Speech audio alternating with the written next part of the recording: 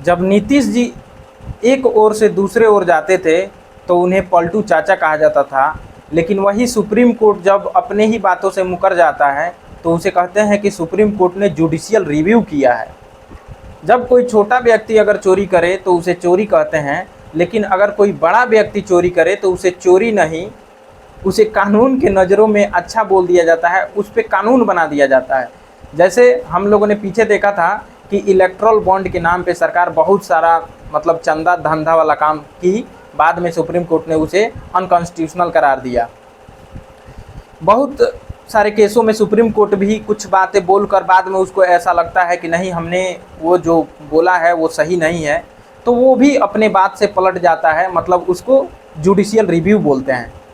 लेकिन वही अगर छोटे लोग कोई कानून का या कुछ भी करते हैं तो उसको कानून वही कानून उनको पनिशमेंट देता है। लेकिन बड़े लोग अगर कुछ गलती करते हैं तो वही कानून उनको क्या पुरस्कार या प्राइज़ देता है। जैसे सुप्रीम कोर्ट ने री बेरुबरी केस में बोला था कि प्रियम्बल कॉन्स्टिट्यूशन का पार्ट नहीं है, लेकिन बाद में सुप्रीम कोर्ट जाकर केशवानंद भारती केस में 1973 में बोलता है कि प्रियम्बल कॉन्स्टिट्यूशन का पार्ट है।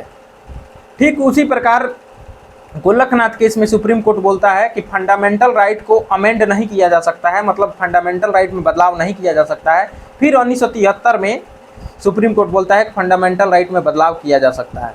तो क्या नीतीश जी अगर एक पार्टी से दूसरे पार्टी में समय के अनुसार परिवर्तन करते हैं तो उन्हें पलटू चाचा बोला जाता है, लेकिन क्या अगर सुप्रीम कोर्ट अपनी बात से मुकरता है या उसको वापस कर लेता है तो उसे पलटू चाचा नहीं, उसे जुडिशियल रिव्यू कहते हैं।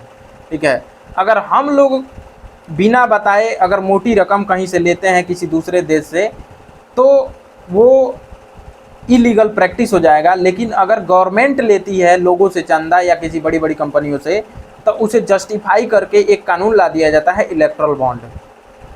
तो सोचिए कि अगर बड़े लोग कोई गलती करें तो उसे कानून वही कानून कैसे जस्टिफाई कर देता है, और छोटे लोग कुछ गलती करें तो वो कानून उसको पनिशमेंट देता है। जैसा अभी भरत तिवारी के केस में हुआ था कि उन्होंने बंदूक उठा लिया तो क्या वो अपराध हो गया, लेकिन वही रक्षक जो समाज का जो सेवा का काम करते हैं, उनके रक्षक का काम करते हैं, वही उन पे मान लीजिए बंदूक वो फेंक दिए अपना, फिर भी उस पर गोलियाँ चला दिया जाता है, गोली बरसा दी जाती है। तो क्या ये किस प्रकार से जस्टिफाई है?